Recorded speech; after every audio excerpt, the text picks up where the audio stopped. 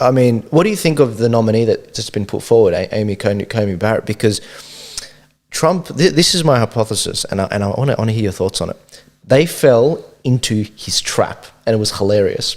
Amy Coney Barrett is the nominee Trump's put forward. She's a charismatic Catholic. She's a lovely lady, and she's got some sponsor children. And they fell right into his trap because they attacked these, black-looking sponsor children, adopted children, and the media fell exactly into the trap by saying that she's, this, got a white savior complex and this and that, and everyone. Once the heads of the Democratic Party realized what the media were doing and what the radicals were doing, they pulled it back and they said, "Stop attacking her kids. It's bad." And the polls really bared that out. There was what we saw was the Kavanaugh effect, where people started to oppose what was going on. But what did you think about Amy? Have you looked into her? Oh, absolutely. First of all, yeah, it's been amazing. The news cycle used to be a 24-hour news cycle. Now it's a minute-by-minute news cycle. If you don't keep up, you're lost. Yeah. But his Supreme Court pick, I heard one rumour that he said of her, "We'll save her for when RGB goes." So he's had a list for some time. A smart guy always does. He's got his options ready to go, and he can just squeeze the trigger when he needs to. And he had this one lined up. Now, whether that's true or not, I don't know, but I would believe it of the big Don. Yeah. He plays several moves ahead like every good chess master does. But she has a prodigious mind. She is so sharp. From her youth all the way through her studies. She was always at the top. She is the master of the brief. I immediately went to her much earlier YouTube videos about her speaking on a range of issues, and if you want to look her up, some of the best ones are at Hillsdale College. Hillsdale College in the US is a remarkable school there, university. And she was addressing a range of issues, and this was prior to Trump's election last time, so we're talking October 2016. Before his election, trying to figure out what sort of president he would be, what sort of justices he would select. And she wasn't even on the radar as far as she was concerned. So she gave a very honest opinion of the sorts of justices both Clinton and Trump would select. And now she is one. And I tell you what, she's brilliant, very, very sharp. And she's worked with a number of the big ones. She did some work with Justice Scalia, and she could explain his thinking behind issues. And apart from being an excellent jurist, and she understands, particularly at that high level, how the Constitution can be interpreted and how it might be interpreted, and her opinion of how it possibly should be interpreted. So she understood it, and she explained Scalia, for example, where he came down on a decision that he found personally egregious, which was the First Amendment interpretation of burning the US flag.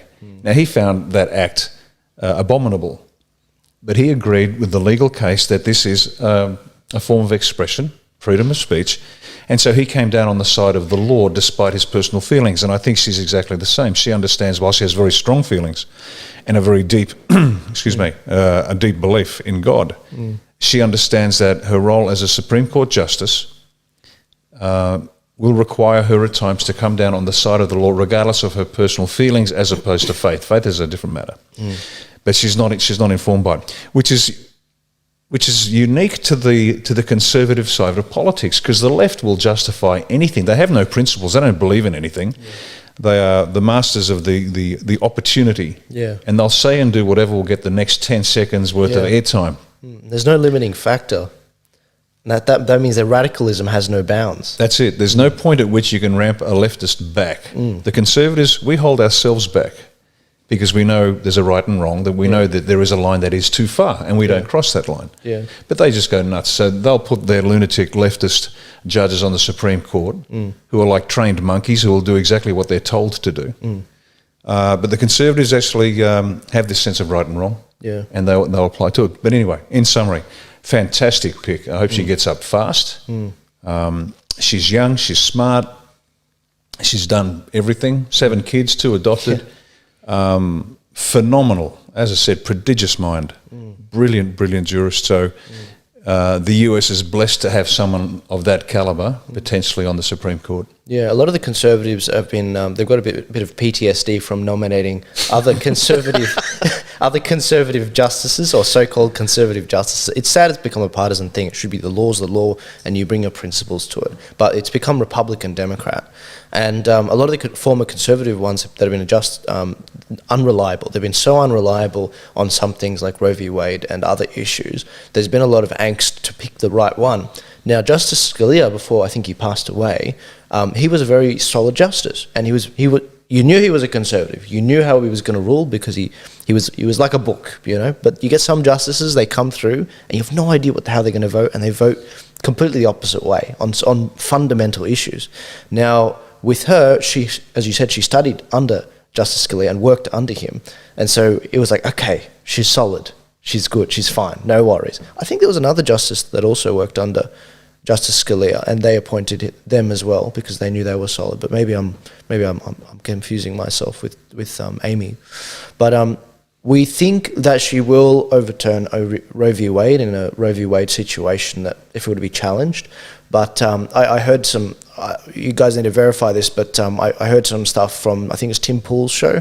He was saying that she subscribes to a certain point of view in the legal sort of profession, a sort of school of thought, which means they won't overturn some significant rulings. Now, I'm not sure if that would apply to this, but a lot of lefties are really worried. That's their biggest thing. They're saying, she's going to, overturn Roe v. Wade and stop us from killing kids. And so look, we'll see what happens with that one. That's an interesting one because the left will always ratchet it to the left, but they'll never relent. And that's their tactic, and then it works for them. But what they don't realise is that a law is a law. It's a man-made law. It didn't come down in tablets of stone carried by Moses, and every law can be changed. Yeah. And I found this out. Well, I helped a woman understand this once after the gay marriage vote, and I was wearing a T-shirt that said it's okay to say no.